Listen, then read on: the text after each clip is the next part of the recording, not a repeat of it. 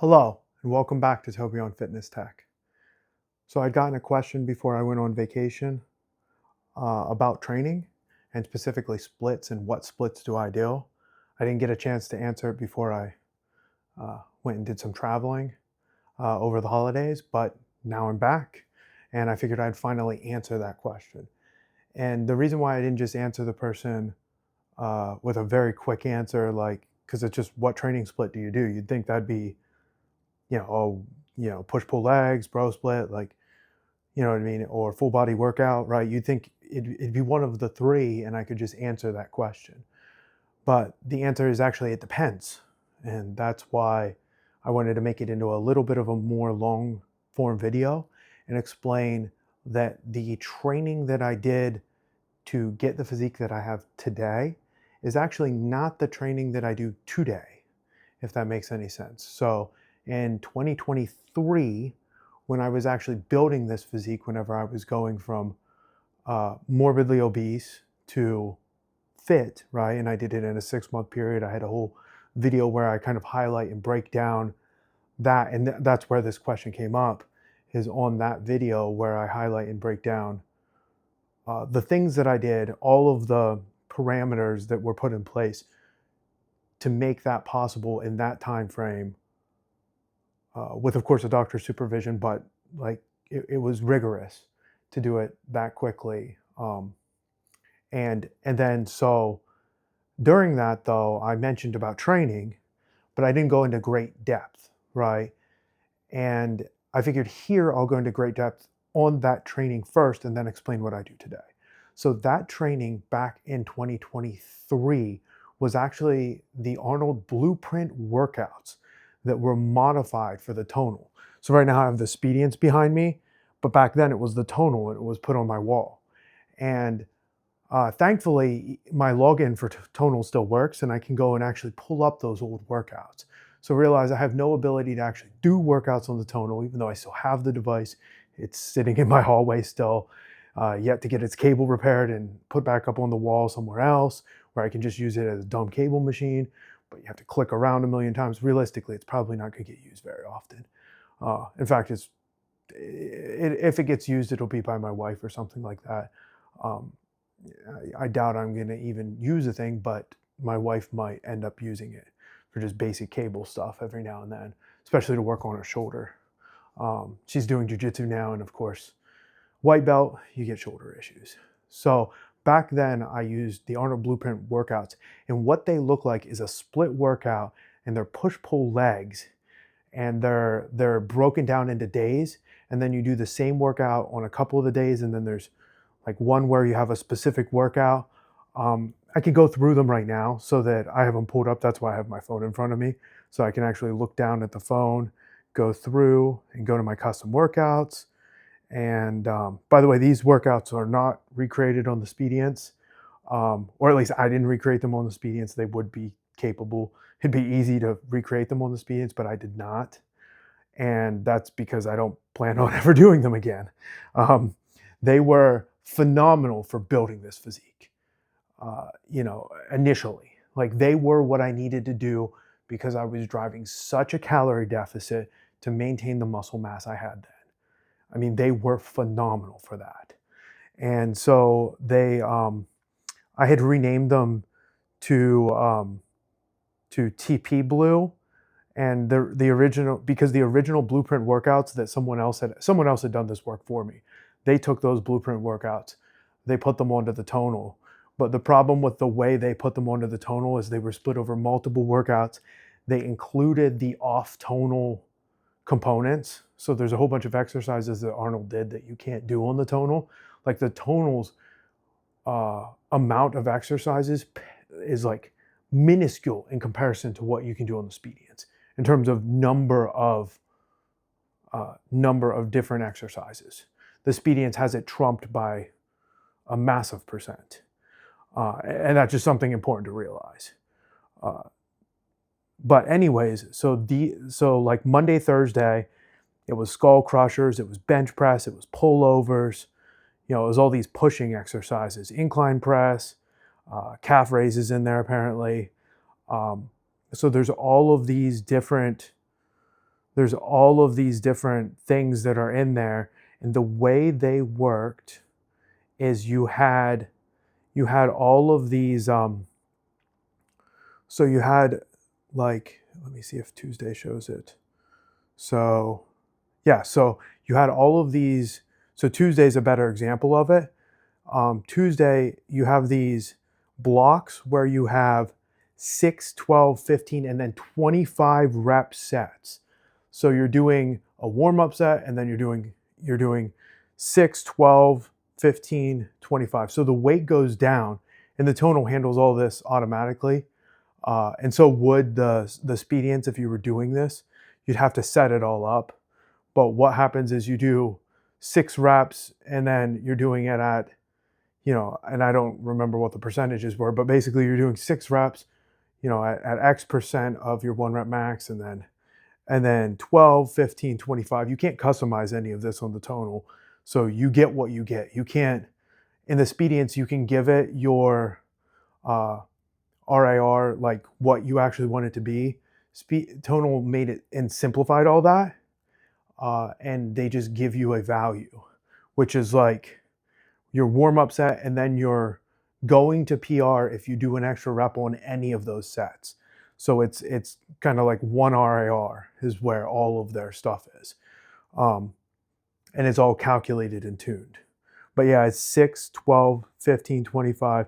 So seated overhead press, bicep curls, and they're all in training blocks. And that's the other thing that I did. So the reason why they're not the original blueprints and I put my name in front of them is because I actually adapted them so that all of the exercises would be in blocks, not the original blocks, but blocks based upon where they were height-wise on the Tonal. And I do the same thing with the Speediance. So I do all exercises at the L0 through L3 height. And then I move down and do the exercises that are at the bottom of it. So L6 through L9. And then I do the ones that are from the frame. So I do that with everything. Like I've been doing that since the Tonal days. Like I do think it's much preferred to have everything kind of structured that way. It's just faster. It's just less time consuming taking things on and off and moving things.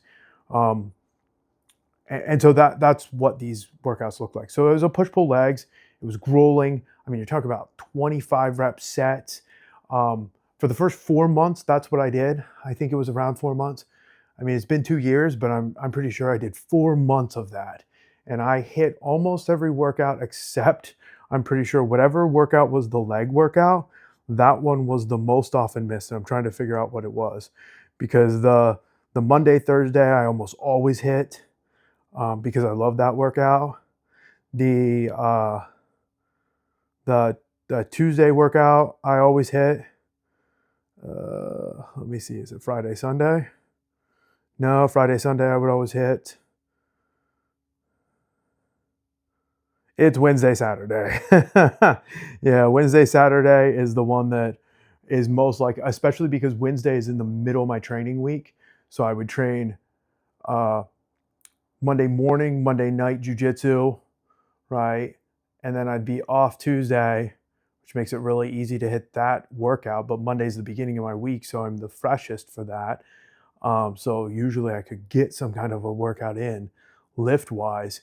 But Wednesday is especially brutal because I've trained then. I've trained hard lifting on Tuesday. The Tuesday lift workout was grueling. I mean, that's the most grueling of all of these workouts, is the one that they have for Tuesday. And then the Wednesday, Saturdays would be the most likely missed ones. And especially because Saturday was, Saturday. So I'd be fatigued. I'd be very fatigued by Saturday. But yeah, that was the general consensus of that. So it was 4 months of that, and then I took off the 25 rep sets. So I did the same workouts for 2 more months, knocked off those 25 rep sets. And after I built that physique, it's kind of like, where do you go from here, right? And where I decided to go from there is to switch my workout paradigm from that type of a workout to a full body, all encompassing single workout that I could do kind of over and over again and build a couple different variants of that from the movements from the Arnold workouts that I liked the best. So I took all of the lifts that were my favorites, which there was a lot of them in there. So there's a lot of different lifts and the ones that were my favorite. Plus I added some stuff that that I'd been, kind of experimenting with, and I wanted to put them into a workout. So I did a full body minus legs because I realized that if I add the legs to the workout, I'm probably not going to do it. So that's the approach that I took. And so I have these full body minus legs workouts. And that's pretty much what I've been doing ever since, except there was one challenge on Speediance. So I was talking about these Speediance challenges, and there was 1 month where they did this lunar challenge. And the lunar challenge was you had to work out every day. And it was the first time where these push-pull legs from Arnold, those wouldn't work for it because they're too grueling, too taxing for where I'm at right now and the amount of time I'm going to dedicate to training. And my workouts, I thought, I'll just be able to do my workouts. And what I'll do is I'll do my full workout, which, by the way, this Sunday I did a full workout. And to give you an idea, the full workout is 41.5K pounds is what I did on Sunday on that workout. And these workouts are full body, minus legs, and all kinds of different exercises. And they're one warm-up set, one set to failure of each exercise. So I go through, I have a list of warm-ups, and then I have a list of exercises. And unlike the tonal exercises that I had back in the day where the blocks were 3 or 4 exercises, my block, which is not really a block in here, they're just all sequenced. My block is actually more like 8, 9 exercises. So it's 8 or 9 exercises in a row where I'm doing all the warm-ups for it, and then I'm hitting the real sets of those. And the thought process of that is if you have 9 of them ahead of time, that gives you a lot of time to make the decision of, am I going to do the hard sets or not?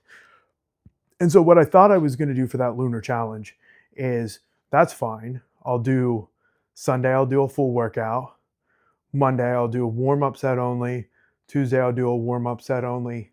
Wednesday, I'll hit a full workout. And if I do just warm-up sets, you're looking at about 10,000 pounds lifted roughly, right? Just doing the warm-up sets.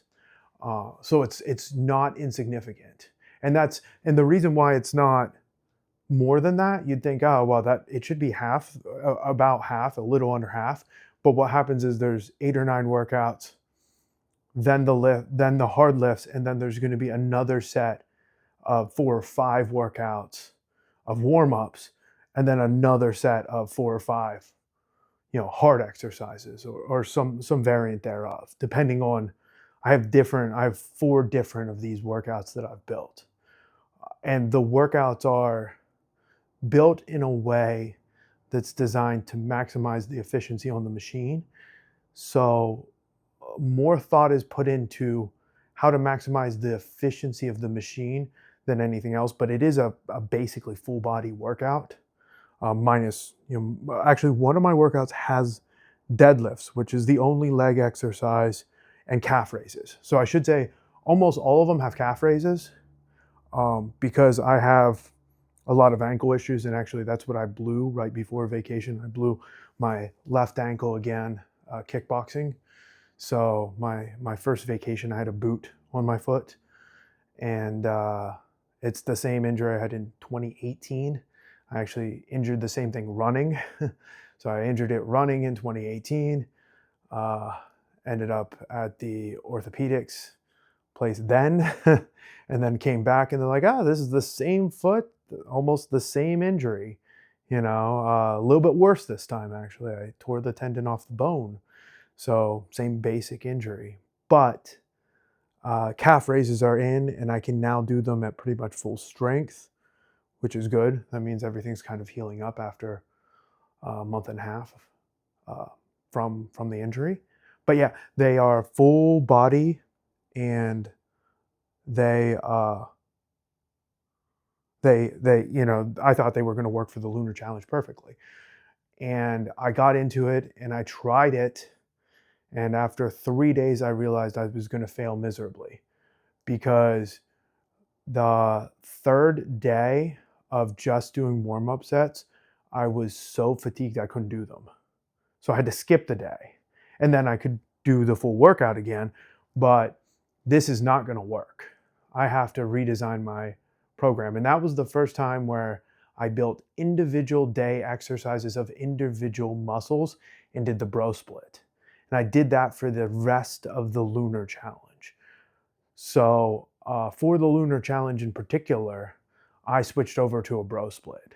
But that was because of, and then by the end of it, I was tired of doing that and I wanted to go back to because it's a lot of days. I don't like working out. I don't like lifting every day. I work out every day, but I don't like lifting every day anymore. I did that to build this physique. I don't want to have to do it now. I want to be able to get in, hit the Speediance up a couple days a week, 3 days, 4 days a week maximum, so 2 days at a minimum and 4 days at a maximum, and hit the machine up, hit it hard while I'm working on it, and then not have to worry about it. And having to do a workout every day just doesn't fit into my schedule right now with 2 little ones. So we're going all over the place most of the days of the week. And even like today normally would be kickboxing for me, but with that injury, I'm still not 100% ready to go back and throw kicks with that foot yet. So that's how I got the time to actually record the video that I've been wanting to make for quite a while. What I'm getting at though is my opinion on training splits are, do whatever will work for you in the situation you're in today. And if you're trying to build a phenomenal physique, I think you could build it on PPL. I mean, for sure, because that's what I built mine on, Arnold's Blueprint modified onto one of these devices. That's a phenomenal approach. And I think the other one that would really work based upon the lunar challenge is that bro split. I saw huge gains, especially in my biceps, from having a specific targeted arms day workout. Before I had a full body workout and there was some arm work in there, but there wasn't 10 arm exercises in a row in there. It was a lot of back work with a little bit of arm work in my full body workouts. It's mostly back. It's mostly upper back too, to try to make sure that I don't tear a shoulder again. So it's a lot of that kind of work. And I have had no shoulder injuries for all of the years post switching over to the Tonal originally. And for someone who does jiu-jitsu, that's rare. And in fact, I was having injuries to my shoulders all the time whenever I was free lifting. It's why I'm pretty passionate about using these devices instead of using free weights. Even though I have free weights, I still love free weights in a way. It's not like I think they're useless and terrible. I just think everything has an application, and if you're doing cross sport stuff, these are far safer. I had an argument with someone, and I talked about it on the channel before, where they said free weights are safer, and then they told me I need 2 spotters because they realized, oh, he's strong, and I'm big. Right now I'm 225 pounds, right? So I'm 225 pounds and I'm relatively strong. And so not even 1 spotter is going to work for certain lifts for me. So now they're like, you need 2 spotters, and I have this machine. That's all I need. I could work out right now. I don't need anyone else here. So that is what I'm getting at with the safety of these machines. Are they as good as 2 spotters? Probably not. To be honest with you, that's probably not realistic that they can replace 2 spotters. But are they better than no spotter, which is what I was doing before, by the way? I was lifting with absolutely no spotter. So realize that in my basement, lifting by myself with no spotter, because I prefer to train alone. And so in that preference of training alone, I I gave up the ability to have a spotter, and I did drop a weight once, and so that's pretty dangerous. Whenever you drop it, you bend the bar because I had a lot of weight on it, bent the bar, and thankfully I got my head out of the way and it caught on one of the safety catches. But when it caught, it bent the bar almost in half. So just realized that you can have some seriously dangerous stuff happen with free weights. I mean, you see it all the time online. If you look at the people who go to bench and then have it roll up on their neck, and that can kill you, and has killed people. Uh, and that's all because of no spotter. Like that couldn't have happened to me because of the placement of where I bench. It'd land on my stomach, and then like I had that happen once where I couldn't pick it back up, and I had it on my stomach, and I forget what I did. I think I tilted it to the side and then threw it off whenever I got strong enough.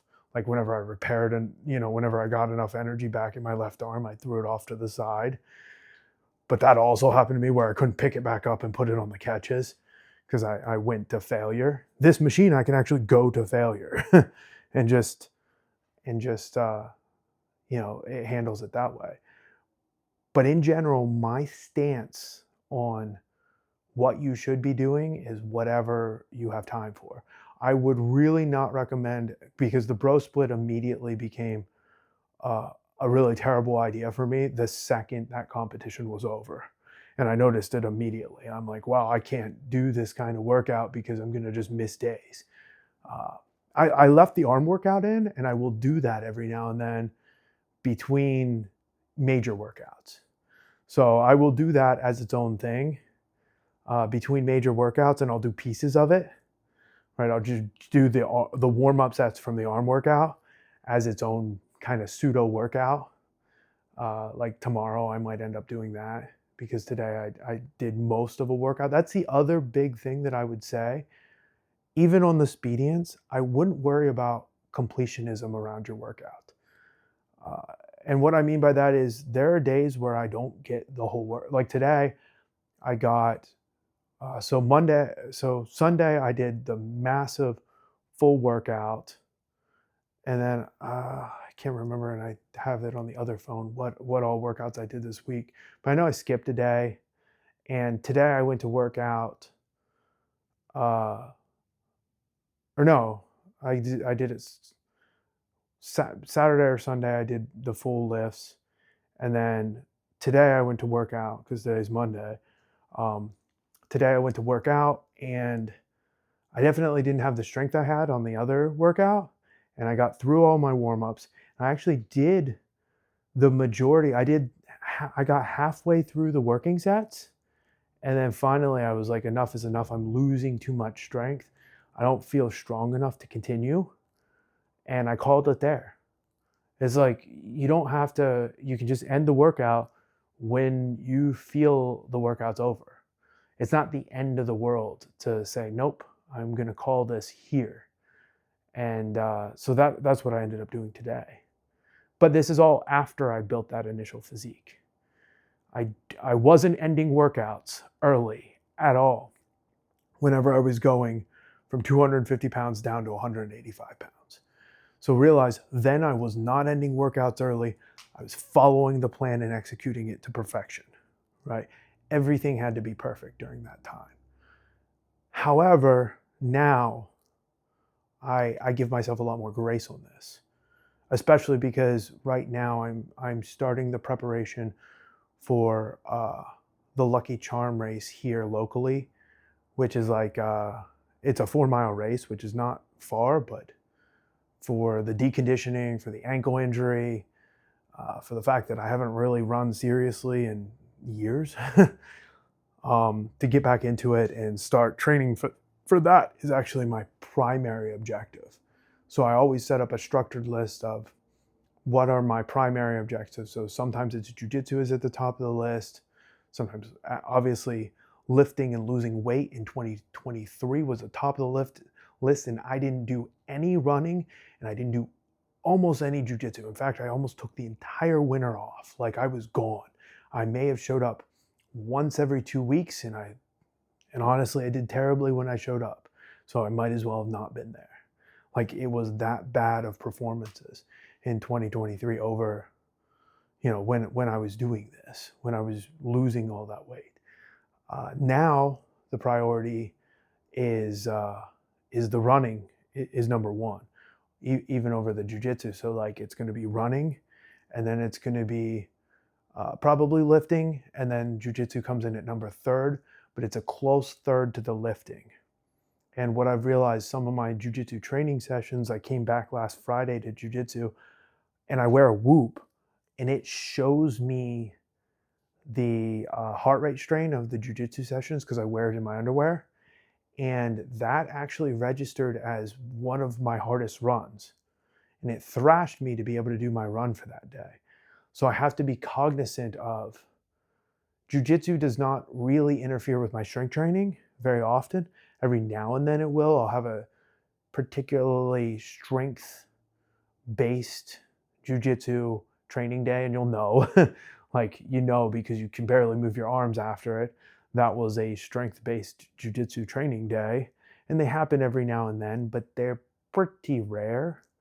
I would say 1 in 10 training sessions are like that. It's more likely to get the cardiovascular strain that I got on Friday than the strength-based train.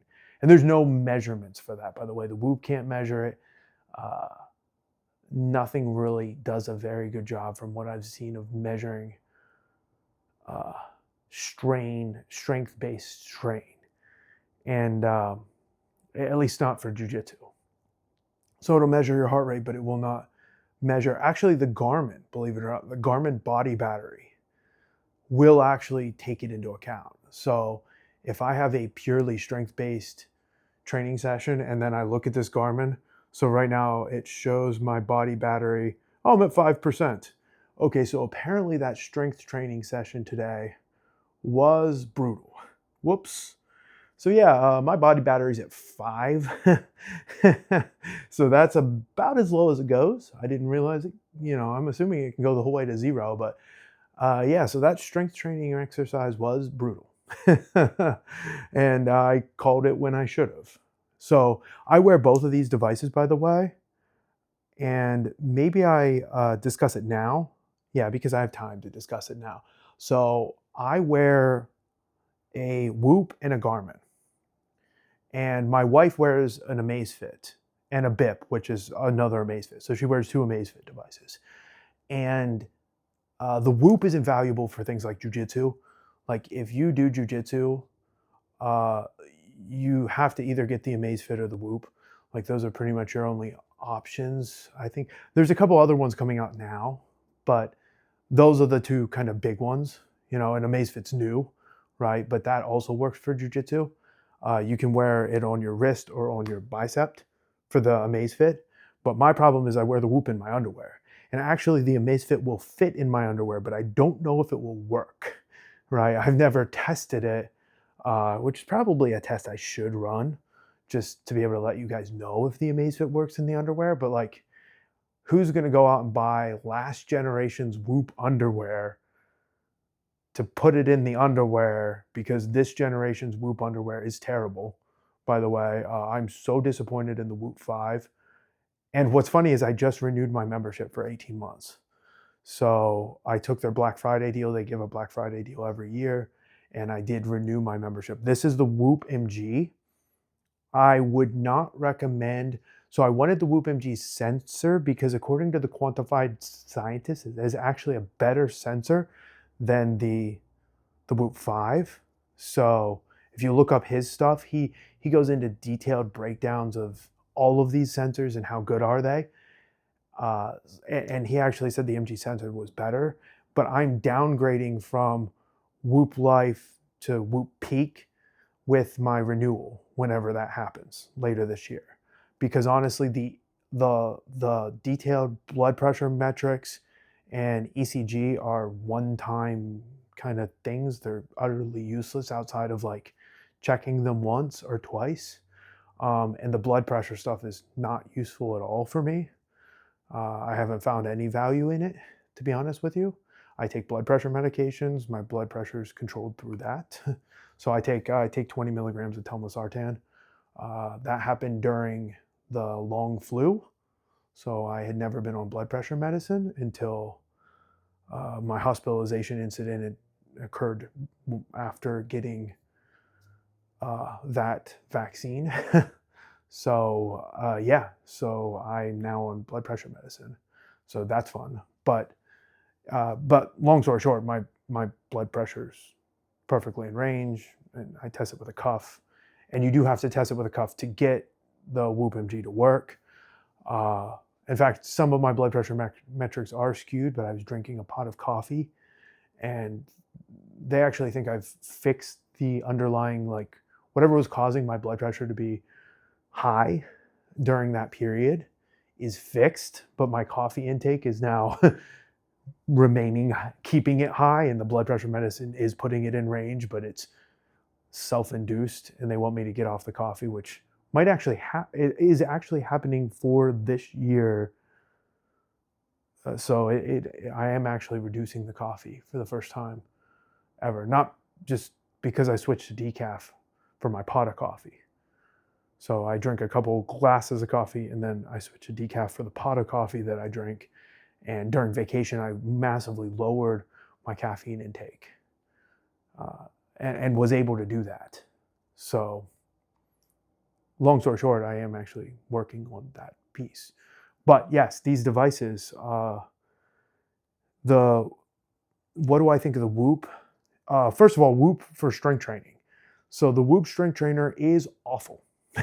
It's terrible. Like it's downright dreadful. It can't bring in data from anything else. So it can't bring in data from Speediance. It can't bring in data from Tonal. It can't bring in data from other apps. It's a walled garden, and it's bad. So it didn't have progressive overload. It basically required you to double enter everything. There's no progressive overload.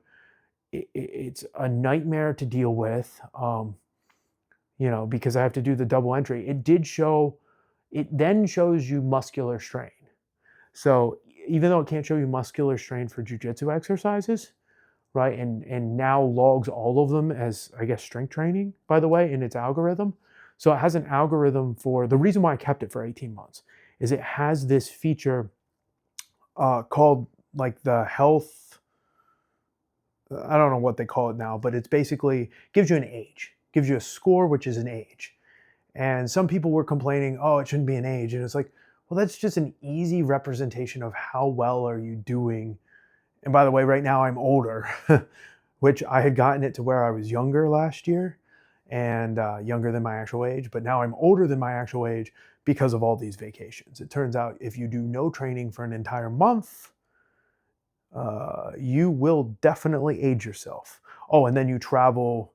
You spend over 24 hours in planes and, a ton of time on a ship, right? So it turns out if you spend all of that time on planes and ships and that kind of stuff, you're going to age yourself real quick. So, and then on the plane, of course, there's no sleep. So yeah, the Whoop was not happy about the entire sleepless day where I had I didn't get a 1% sleep score. It actually didn't even register any sleep. So it's probably the first time where it didn't register sleep where I didn't like forget to charge it or something like that. There's been a couple days where I forgot to charge it. One day I had it off. The Garmin, by the way, I used to not wear when I slept. I'm only wearing it when I sleep now because of this run coming up, because they have a daily suggested run, and I found that to be horrible, but also motivational. And what do I mean by that? So their daily suggested run, my max heart rate was set to 202 on this device. Couldn't find it in Garmin Connect at all. I had the Comet browser, the Perplexity Comet browser, try to actually find the setting in Garmin Connect, and it actually figured out that it's not there anymore. And it's moved to on device. And it's set wrong on this device because I'm guessing it picked up the settings from my prior devices. And this has the max heart rate from when I was actively running 170 pounds 8 years ago at 202, which there's no way my max heart rate is that high anymore. You know, it's probably, well, it should be 180 something, right? It should be like 180. And so it was skewing all my workouts, telling me I'm not training as hard as I actually am. And so I fixed that today, which should fix a lot of my issues with the daily suggested workouts. But even then, the daily suggested workouts are skewed to not take into account strength training or jiu-jitsu or anything like that. So the biggest problem with a daily suggested workout is if I do jiu-jitsu in the morning, that daily suggested workout needs to move from being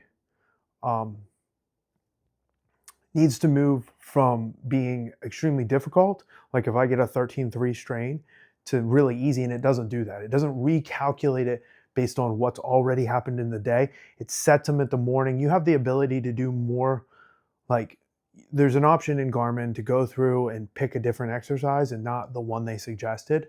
So it's not the end of the world. You can do that. But I'm just warning you with Garmin's system, it doesn't take into account cross-training in any way.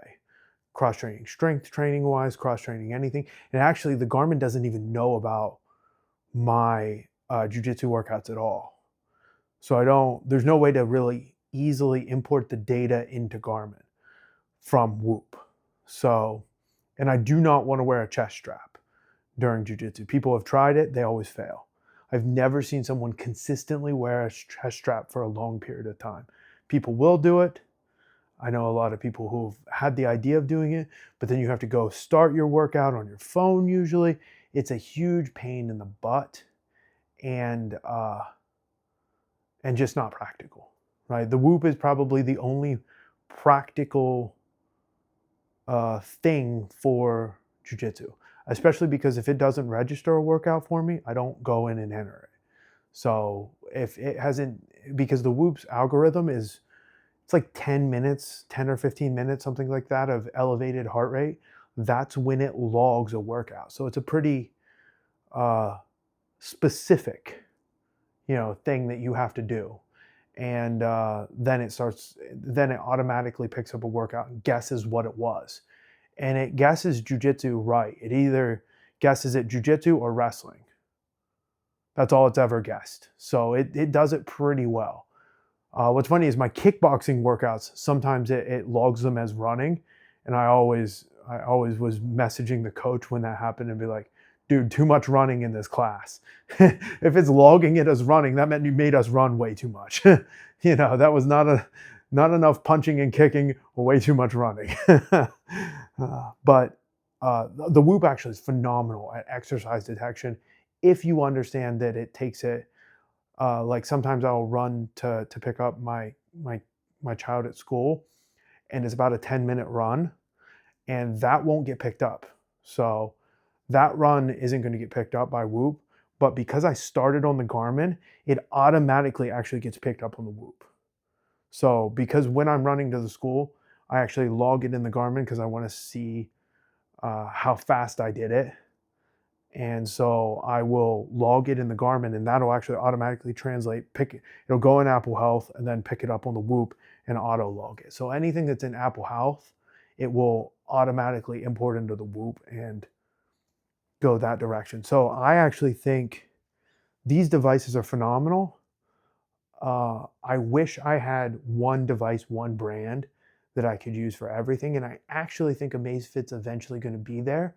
I just wasn't comfortable that they're going to be there in the next 12 months. And speaking of Whoop, the Whoop Health, where they have the age thing, that is hugely valuable because it really emphasizes cardio in a way that I think is meaningful and important.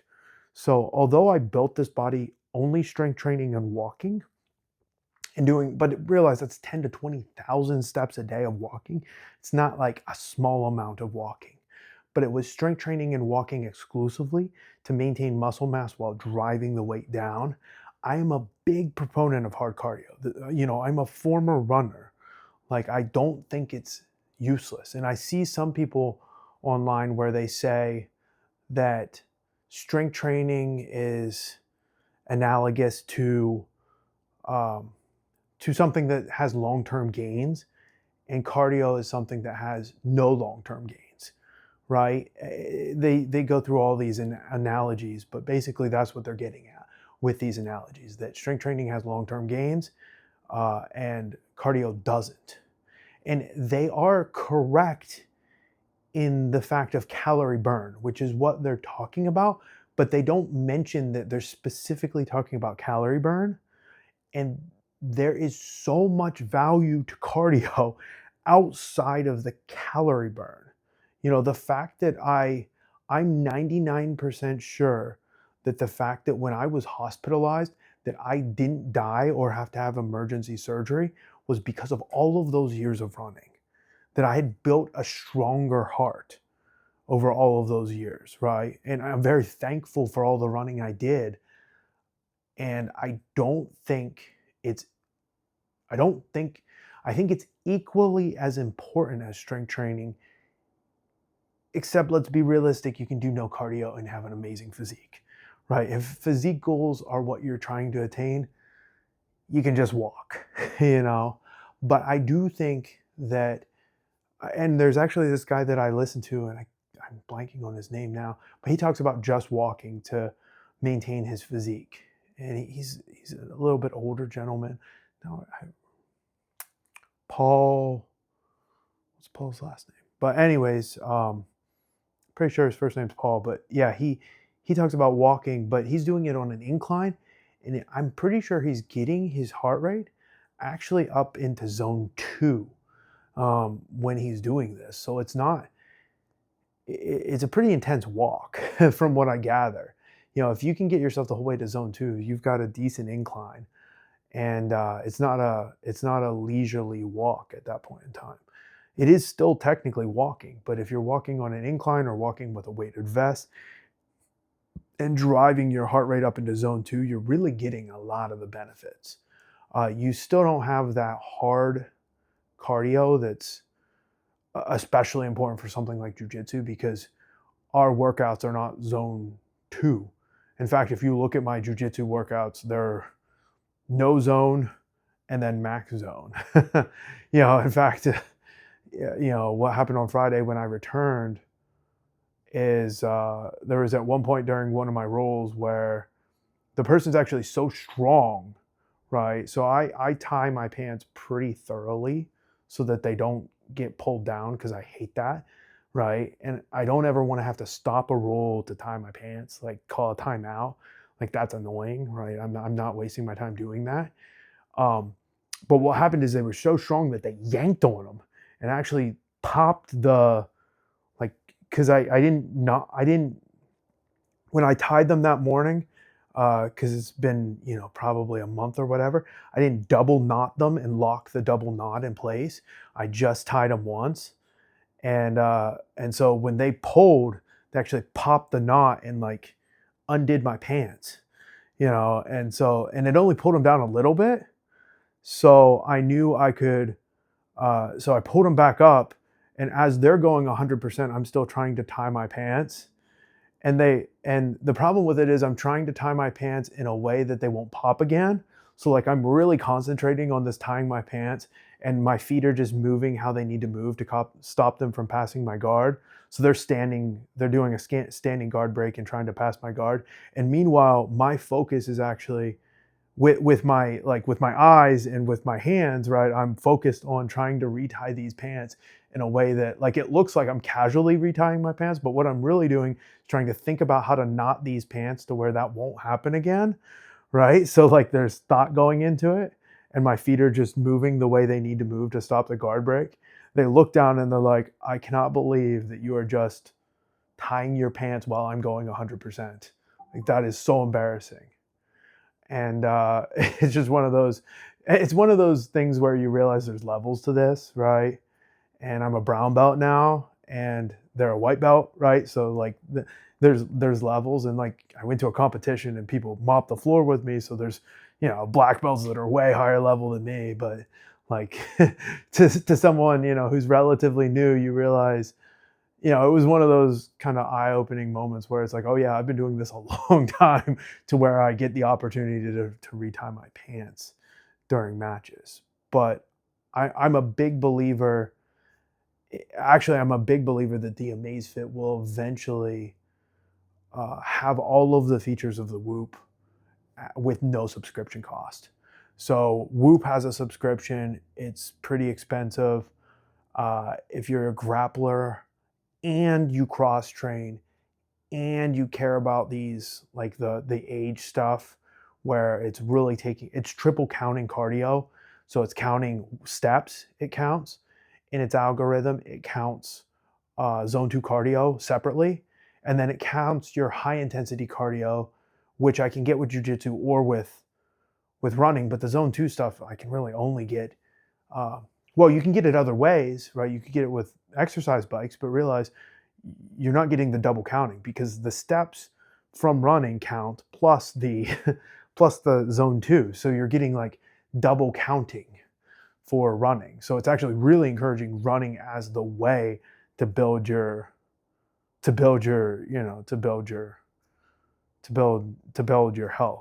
the way the Whoop counts it. And I don't think that's wrong, because steps are very important. So it just, and I'm thankful that it doesn't subtract out your running steps, because that would be rough.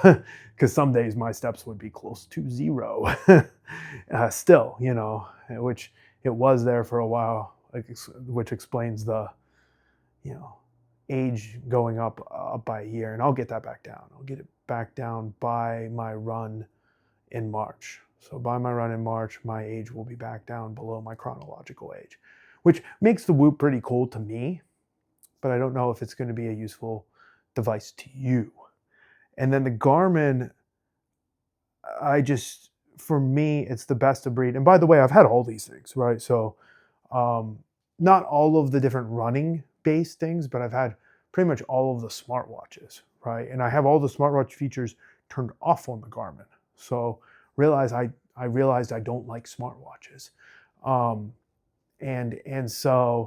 I don't use any of its sleep tracking stuff. I don't use its body battery, other than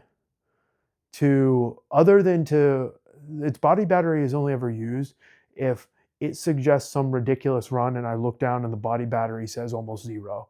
And then it's like, you're not doing that run, Toby. In fact, you're not running at all today, because, what is this Garmin thinking, right?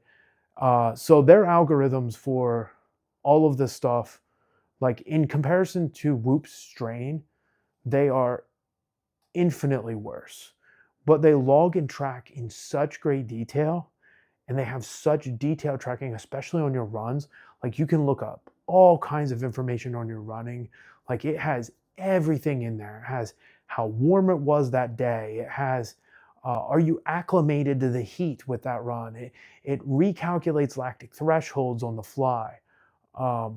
It does recalculate, by the way, your max heart rate. The problem is I think it only recalculates max heart rate up. It never drives it down. So that's a problem, right? It thinks your max heart rate from 8 years ago is still your max heart rate today.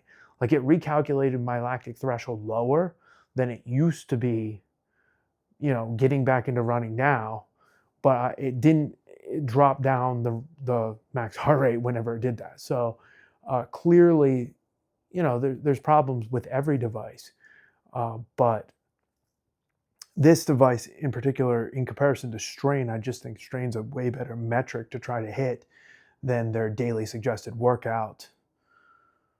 But their daily suggested workout is valuable if you're not cross-training.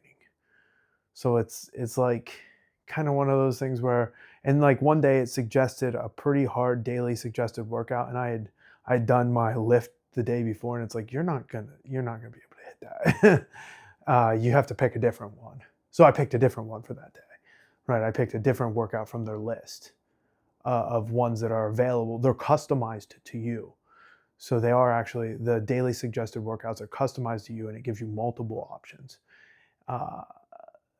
And so I think they're meaningful and valuable for running training. And that's why I keep the Garmin, but definitely, the Garmin's premium service, from what I can see, is still junk. So I also have been tracking my calories now that I'm back.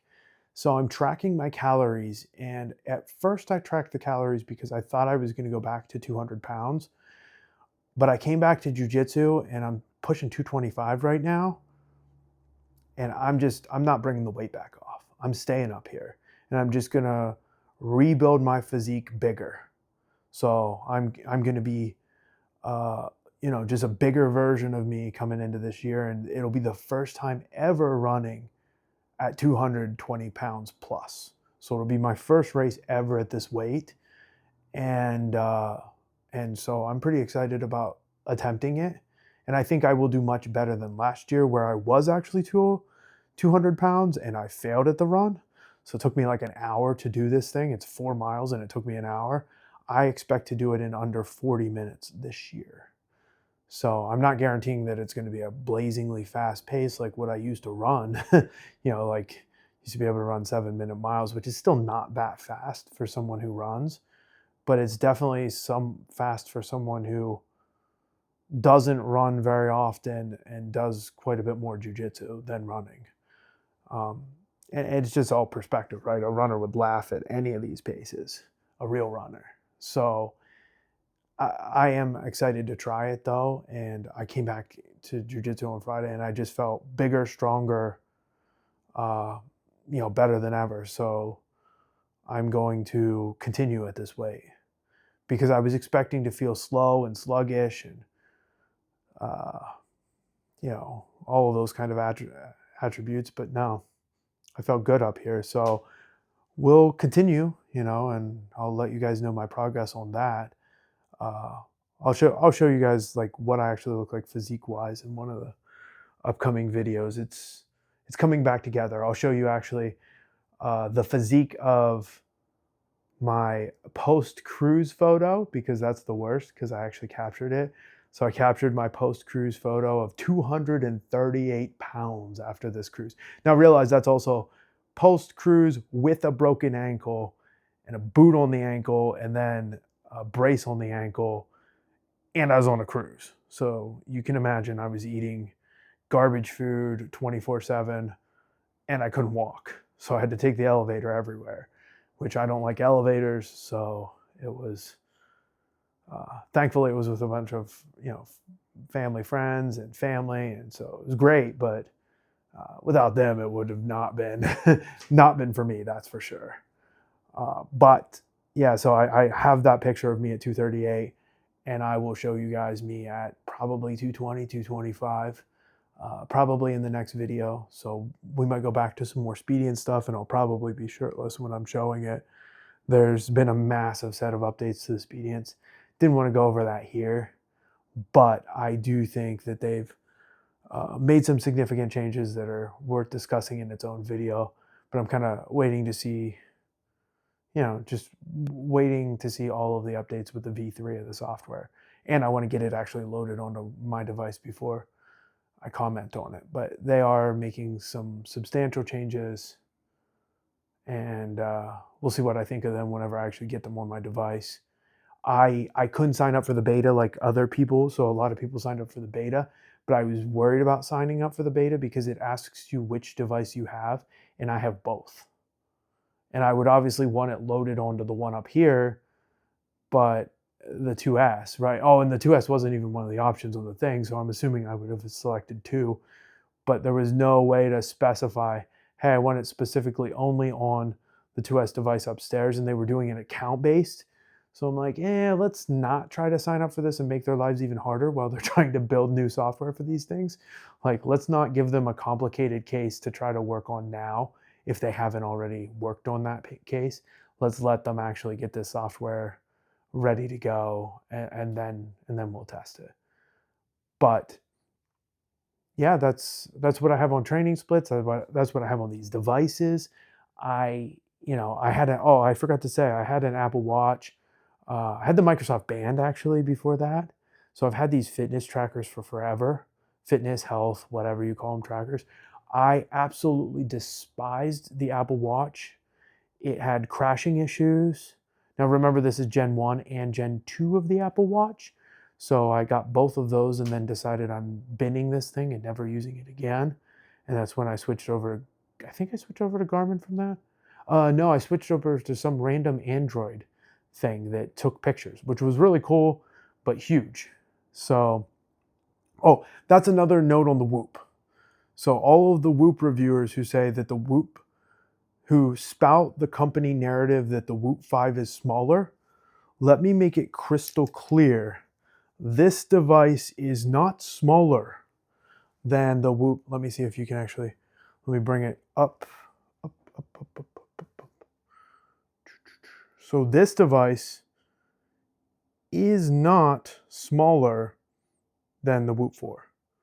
Let me make it clear. It is not smaller than the last generation device.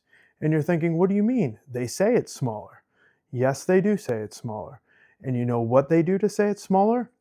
They have made it so if you look at this device, I wish I had the 4 to show you, but there are some people who put them next to each other. And the one thing that any reviewer who does it, right, will tell you immediately is if they put the device next to each other this way, this device is thicker, right? So it has massively improved battery life from the Whoop 4. But what they did is they made it narrower and a little bit like thinner this way, right? Both metrics that don't matter. Like the length actually matters for people with small wrists, but I don't have big wrists, but I don't have small wrists. So like you could have gone out an extra inch on this, like, you know, across my wrist and it would have still been fine. And I think the Whoop 4 was like slightly big, like you're talking about like just enough that the bands don't work. That's the other thing. They made it so that none of the previous bands work from the last generation, and it feels intentional. There was no need. They could have made it the exact same form factor with the new thickness, which would have been thicker, but then they couldn't say it's smaller. So I think their trade-off was actually not as malicious as it feels as a Whoop customer, like that none of their stuff works.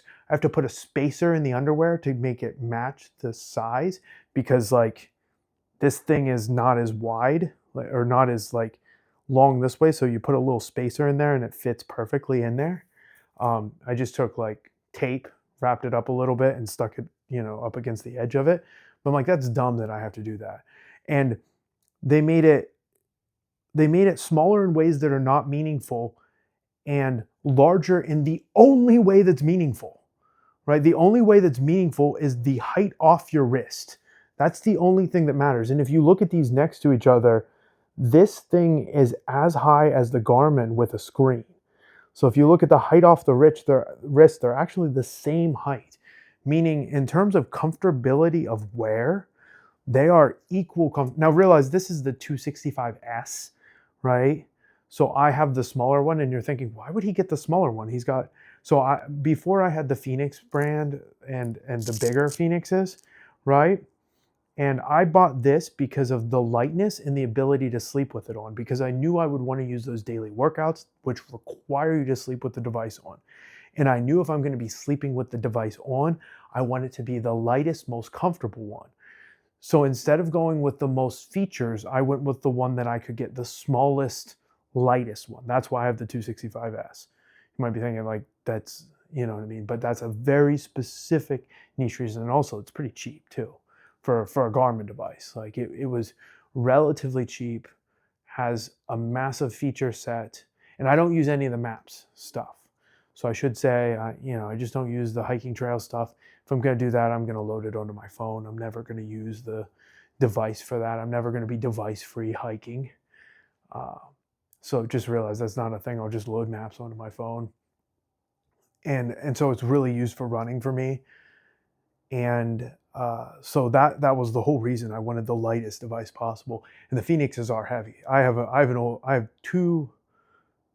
old Phoenix and the bigger Foreigner from the 45 series maybe, but I have a bigger Phoenix, which obviously that thing's really, really heavy. By the way, all of these Garmins still work. So you want to talk about device longevity. If you want the longest lasting devices out there, there is no substitute for Garmin's. My original Phoenix still works. Like I could put that on tomorrow and run with the thing. I'm never gonna because it's heavy and old, but you could do that. And the last generation that I replaced this with, I only replaced this because I wanted a much lighter device. So, and I know it's like not that, and I wanted some of the features that came in this. I forget which feature was not in the previous generation, but there was one or two that came with this device that I actually downgraded because that was the highest end Foreigner, and this is the lower end one. And the lower end one actually had more features than the higher end one from the 245. So I have the 945, and now I have the 265S. Oh my gosh, these naming structures are brutal, but in the Garmin world. But that's where with Whoop you only have your choice of two devices, the MG or the 5, and they're basically the same device. Just a couple extra sensors thrown on the MG. And with Garmin, there's like a massive array of devices. I do prefer these. I don't like the Apple Watch. I don't like anything that's going to send notifications to me. So I really don't want notifications. I am really not a fan of having things notify me. So like that's kind of out. So the settings, and then what would happen is you'd update your Apple Watch and then it would lose some of those settings that you turned off. My buddy's like, oh, just turn off the settings. And it's like, I swear every time you update these devices, it resets those settings to be on because it doesn't want you to not get a million notifications. And I don't think that's actually the case. And maybe they've fixed it in newer generations, but it seemed to be nagware to me. And even like the stand notifications and all the other dumb stuff that they had, I just didn't like any of it, to be honest with you. I don't want, a whole bunch of nagging of me by my device. So this thing, I leave it on and I only check the body battery if it's relevant because I'm about to do their daily suggested workout. And I have to wear it to sleep because I want the daily suggested workouts. So, and I actually think there's a whole bunch of data that eventually they have like this health, they have all the health tracking of the Whoop now, but mine still says calibrating inside of Garmin Connect. I was checking that today to see if I could give you guys some kind of a reading of how that works, but it still says calibrating. So once that is done calibrating, maybe I'll give an update to say, is this thing even close to what Whoop can do? I know Garmin has to come out with something that can be worn on your bicep if they're going to actually compete with it, because a chest strap during jiu-jitsu sucks. I've tried it too. It's just bad before I decided to go with the Whoop. And yeah, so that's kind of this video. It's a little bit about devices and a little bit about training. If you have any questions about how I train, how I used to train, that kind of stuff, you can leave them in a comment down below. Thank you for your time. This is Toby on Fitness Tech. I'll catch you guys later.